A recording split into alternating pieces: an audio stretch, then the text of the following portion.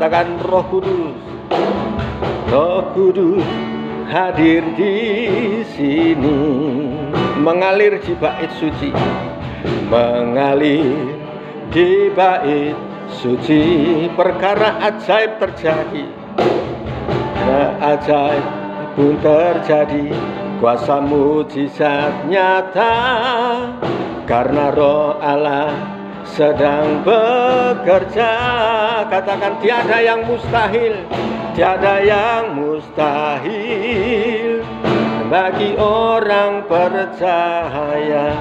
Bila Roh Allah turut bekerja, tiada yang mustahil, tiada yang mustahil bagi orang percaya, karena Roh Allah turut bekerja di antara kita. Shalom. Ya, puji nama Tuhan. Kita akan sama-sama menyimak firman Tuhan yang kita ambil di Wahyu 3. Wahyu 3 ayat 14. Wahyu pasal 3 ayat 14 sampai yang ke-22. Jadi ini dikatakan bukan main-main. Karena apa? Dikatakan seperti ini. Inilah firman dari siapa? Amin. Katakan saksi yang setia dan benar, permulaan dari ciptaan Allah. Nah ini. Jadi dari firman, karena Yesus sendiri adalah firman yang menjadi manusia. Jadi apa yang dikatakan tidak mungkin seperti kalau kita guyon gitu ya. Tetapi firman ini akan berlaku. Apapun yang diucapkannya itu pasti terjadi, karena dikatakan dari Dia, yaitu Amin, yaitu yang selalu berkata benar, selalu berkata kebenaran, ya. Nah ini peringatannya ayat 15. Aku tahu segala pekerjaanmu. Coba perhatikan dari kita.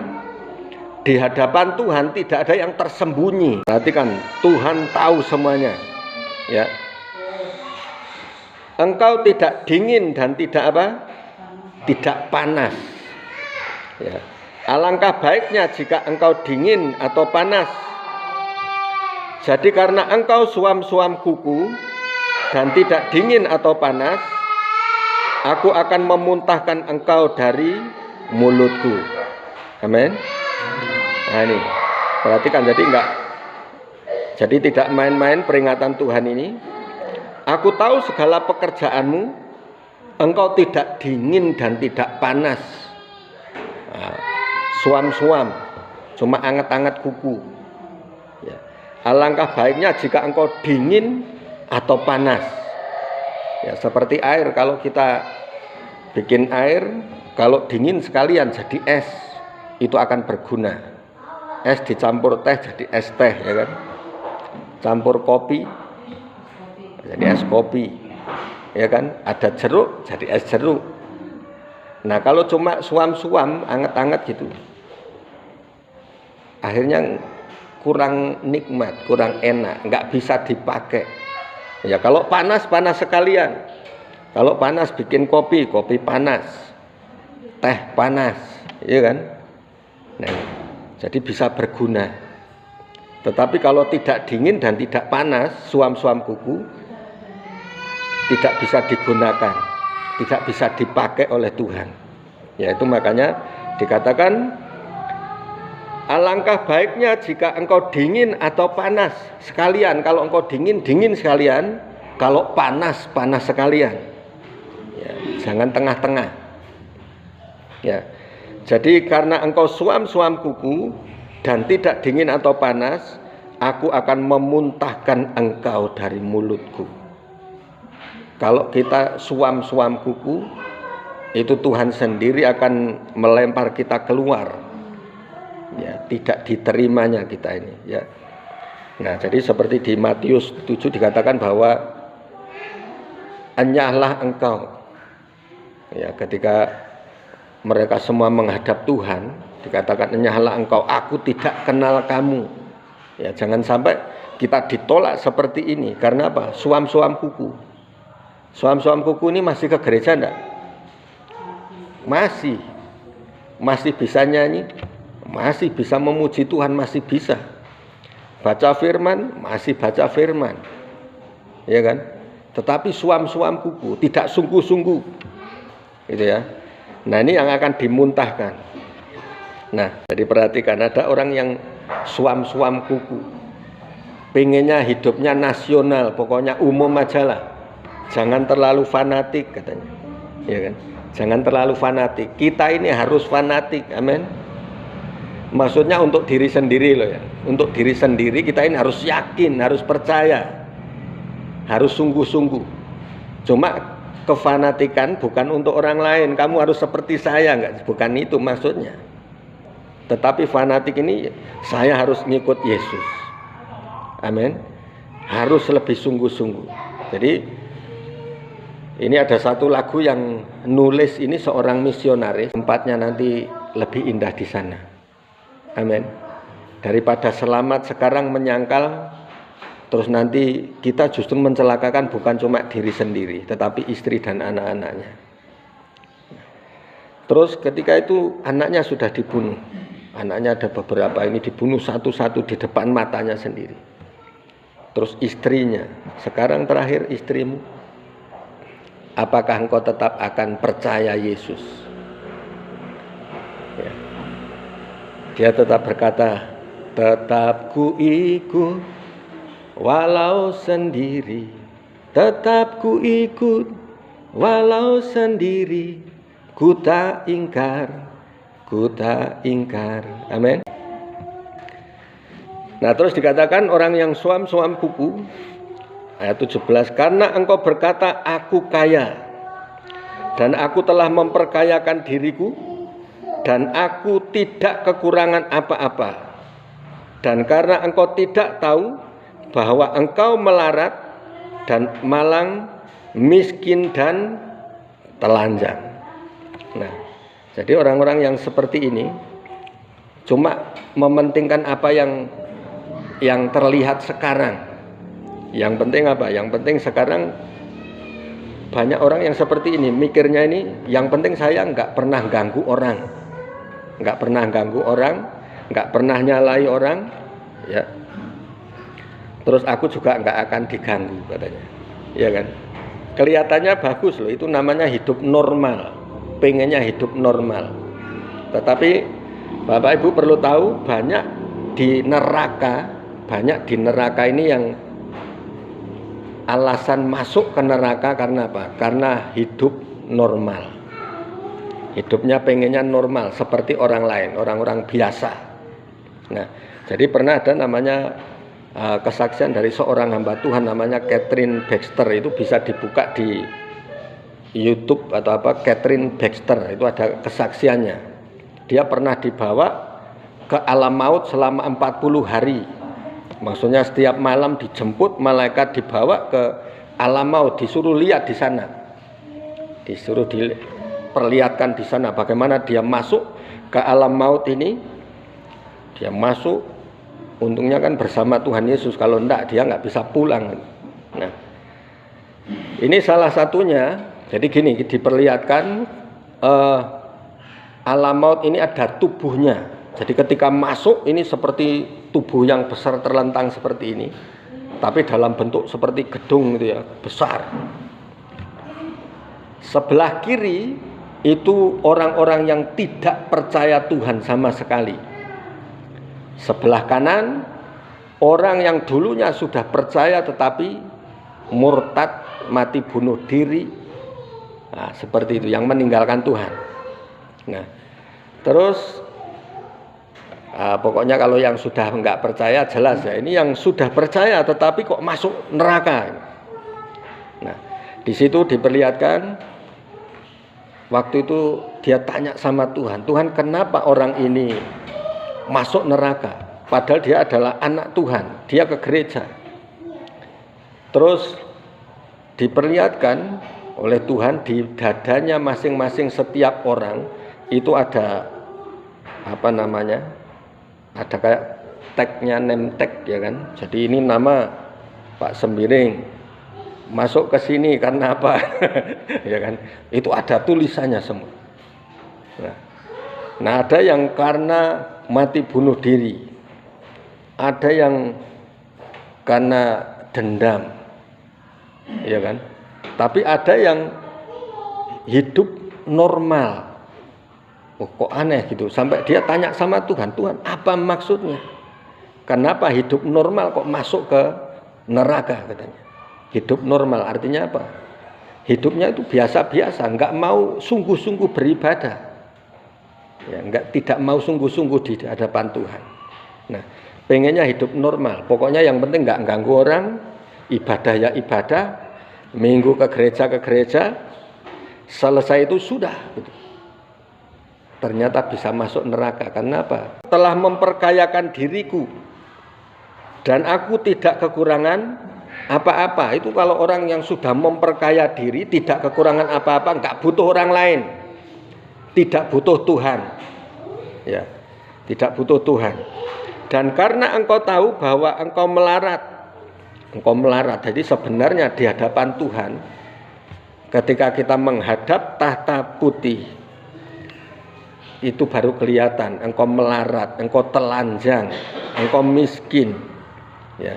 Jadi sering kita lihat waktu kita mendoakan orang, Tuhan nyatakan itu untuk mengajar kita. Jadi banyak orang-orang kaya.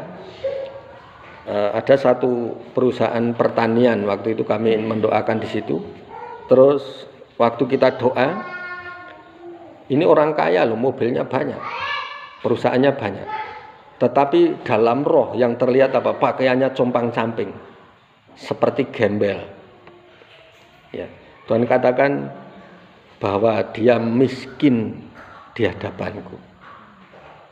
Ya, miskin di hadapan Tuhan. Nah, jadi engkau melarat dan malang itu nasibnya itu selalu sial, akan mengalami kesialan yang berat.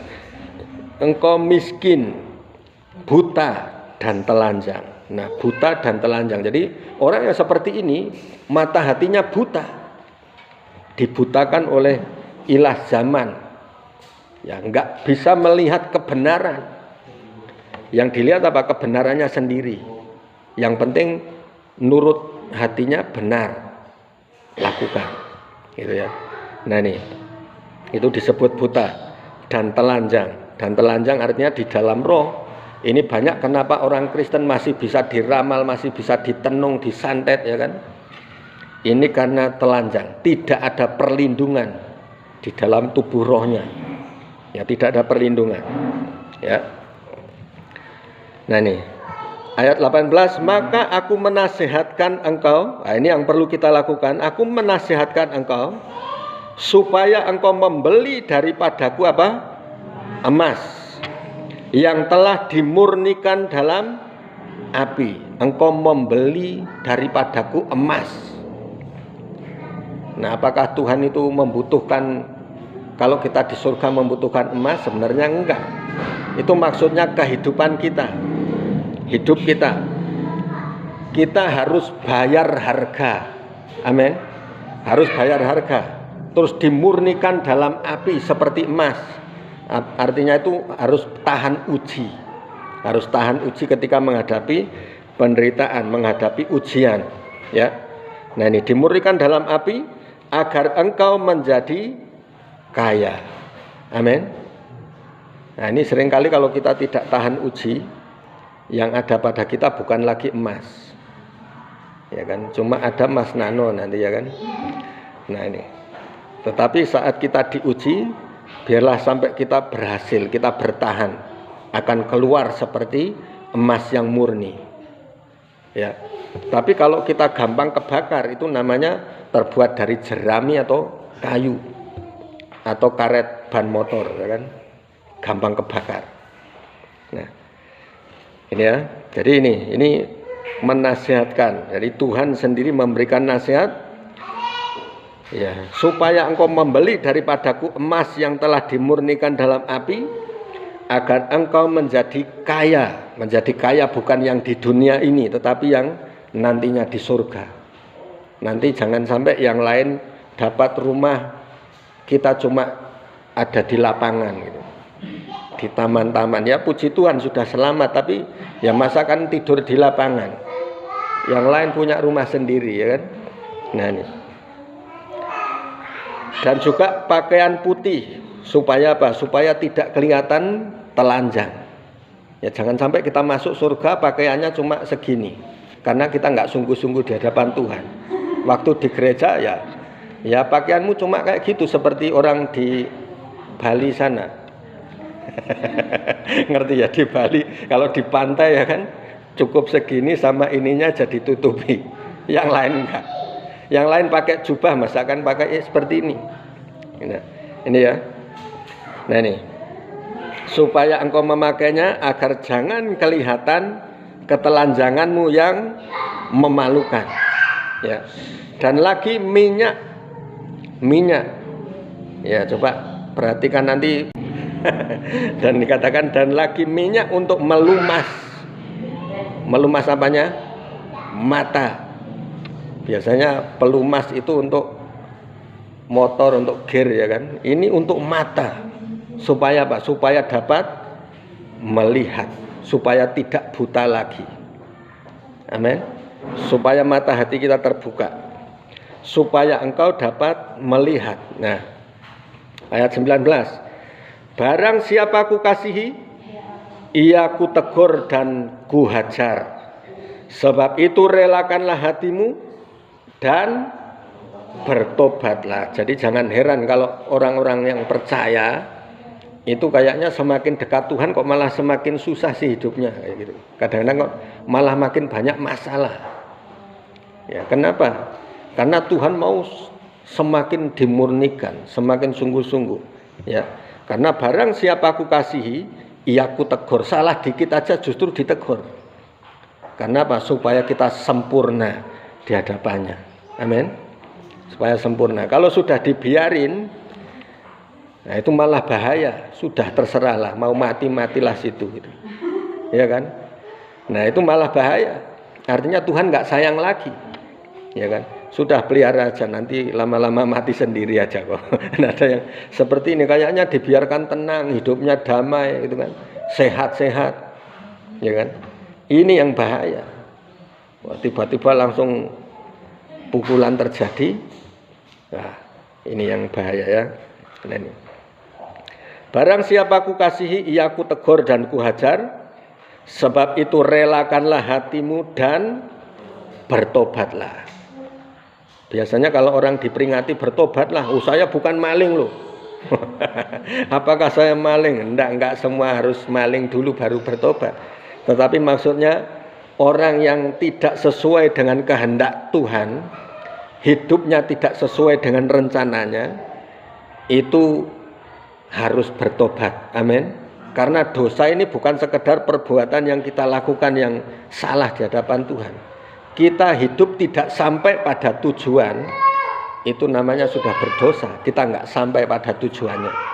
Maunya ke surga malah ke sampingnya sana, ke neraka, ya kan? Nah itu kan nggak sampai pada tujuan, ya. Makanya harus bertobat. Nah ini ayat 20, lihat, aku berdiri di muka pintu dan mengetuk. Nah, pernah ada yang lihat Tuhan berdiri di muka pintu? Mengetuk, tok tok tok. Nah, ya. Itu makanya tadi kita harus membeli minyak untuk melumas matamu. Supaya apa? Supaya kita melihat dengan mata hati kita, mata roh kita. Jadi kalau Tuhan berdiri di depan pintu, kita tahu. Amin. Kita bisa lihat, ya. Lihat, aku berdiri di muka pintu dan mengetuk. Jikalau ada orang yang mendengar suaraku dan membukakan pintu, aku akan masuk mendapatkannya dan aku akan makan bersama-sama dengan dia dan ia bersama-sama dengan aku. Itu makanya tadi kita harus membeli minyak untuk melumas matamu. Supaya apa? Supaya kita melihat dengan mata hati kita, mata roh kita. Jadi kalau Tuhan berdiri di depan pintu, kita tahu. Amin. Kita bisa lihat, ya. Lihat aku berdiri di muka pintu dan mengetok. Jikalau ada orang yang mendengar suaraku dan membukakan pintu, aku akan masuk mendapatkannya dan aku akan makan bersama-sama dengan dia dan ia bersama-sama dengan aku. Barang siapa menang, ia akan kududukkan bersama-sama dengan aku di atas tahtaku, sebagaimana aku pun telah menang dan duduk bersama-sama dengan Bapakku di atas tahtanya. Ini luar biasa. Amin. Ini luar biasa. Jadi kalau kita cuma mendengar sekedar itu biasa, itu cuma pelajaran anak-anak sekolah minggu, ya kan. Tetapi coba perhatikan. Jadi kalau kita mendengar suara Tuhan mengetok pintu, terus kita membukakan, Tuhan masuk makan sehidangan dengan kita. Artinya apa? Diajak bersukacita. Amin. Dibawa masuk ke dalam sukacitanya. Nah, gini, antara kesenangan dengan kebahagiaan itu beda atau sama? Karena ini banyak orang keliru. Kesenangan dan kebahagiaan itu beda atau sama? Ya. Karena ada bapak-bapak waktu di pasar ini ngobrol seperti ini. Ini orang Batak juga. Wah, enak ya jadi orang ganteng, di mana-mana disapa. Wah, enak yang jadi orang cantik, di mana-mana disapa orang. Apakah karena ganteng, karena cantik? Ya memang kadang-kadang iya sih, tapi terus yang jelek gimana? Iya kan? Nah, apakah nggak bisa disapa orang? Nah, terus akhirnya ada yang ngomong, iya memang kebahagiaan, ya walaupun ganteng, kalau nggak punya uang, siapa yang mau nyapa, katanya ada yang kayak gini. Iya kan? Nah, karena kebahagiaan tergantung seberapa uang yang dia punya. Ada yang berkata seperti ini. Nah, ini yang perlu kita lihat. Kesenangan ini tergantung dari apa yang kita punya. Itu kalau kesenangan. Kalau kesenangan itu bergantung dari seberapa besar yang kita punya. Ya, punya uang berapa kayak nggak pernah habis, nah itu senang. Mobilnya bagus, senang. Ya kan? Kebunnya banyak, senang. Ya kan? Itu kesenangan. Nah, terus bagaimana orang yang tidak punya apa-apa? Kesenangan jauh dari orang yang tidak punya apa-apa. Mau beli ini nggak bisa, mau pergi nggak punya uang. Itu jauh dari kesenangan. Tetapi perhatikan, kalau kebahagiaan, ya, jadi kalau kesenangan itu hanya milik orang yang punya segala sesuatu. Tetapi kalau kebahagiaan itu bisa dimiliki semua orang. Amin. Kalau bahagia itu semua orang bisa punya. Seperti orang tidak punya apa-apa, tetapi kumpul anak istri semuanya rukun, anak cucu menantu semuanya rukun, itu bisa dikatakan berbahagia. Amin. Walaupun nggak punya apa-apa, rasanya kumpul itu sudah sesuatu yang membahagiakan. Terus ada yang berkata seperti ini, bahagia itu sederhana. Bahagia itu sederhana. Amin. Nah, karena gini, ada orang-orang kota sana, coba perhatikan orang-orang kota yang hidupnya di Jakarta, begitu dibawa masuk ke desa, ke kampung, kesenangannya apa? Dia bahagianya bukan karena nerima uang di desa, tapi main lumpur, nyari ikan di got-gotnya sawah itu, di selokan-selokannya sawah, itu sudah bahagia, bisa senang gitu. Ada kebahagiaan. Karena bahagia nggak butuh uang, nggak harus punya uang. Amin. Kalau bahagia ini di mana saja, siapa saja bisa memilikinya. Gitu ya. Nah ini.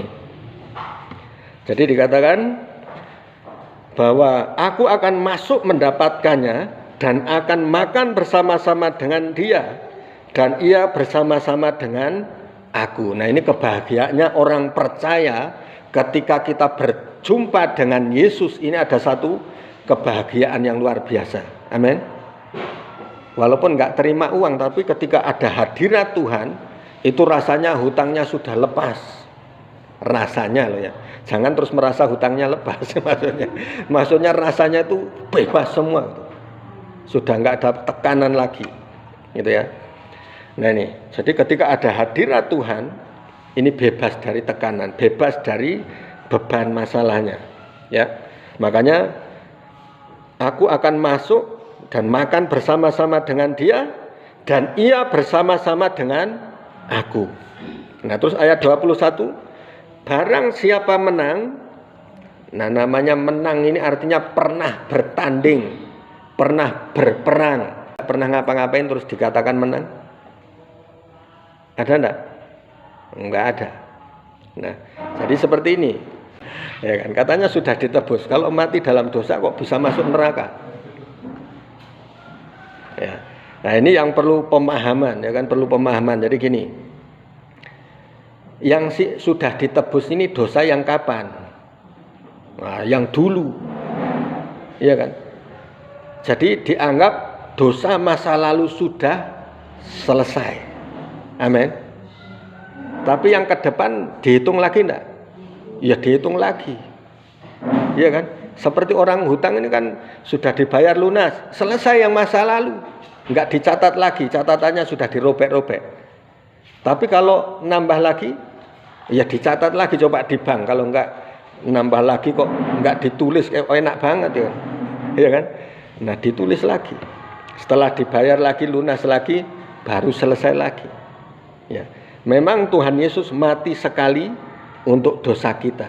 Tuhan. Itu yang disebut barang siapa menang, ada perjuangannya. Amin. Ada perjuangannya. Jadi enggak terus enak-enakan gitu ditebus terus kita main enak-enakan, main dosa, ya main kubangan lagi. Ya itu seperti yang diperumpamakan seperti babi masuk ke dalam kubangan. Kembali kepada kubangan.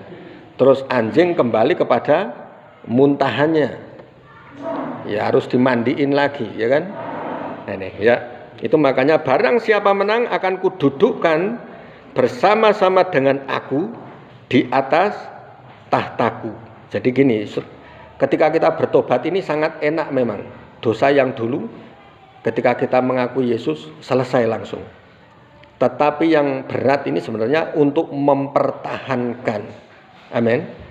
Mempertahankan, untuk bertahan. Ya makanya ada firman Tuhan yang mengatakan lakukanlah, kerjakanlah keselamatanmu.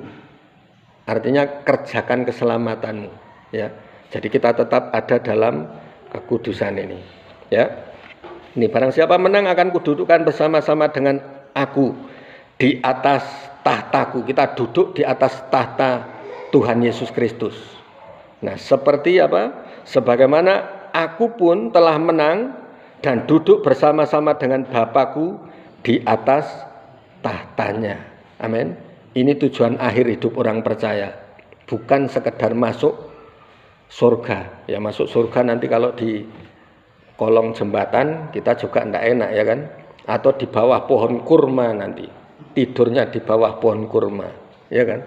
Tetapi kita masuk di dalam kerajaannya Tuhan. Amin. Kita sama-sama masuk dalam kerajaannya Tuhan. Itu butuh perjuangan, butuh pengorbanan. Ya, itu ya. Jadi makanya dikatakan barang siapa menang. Ya, ini saya tutup dengan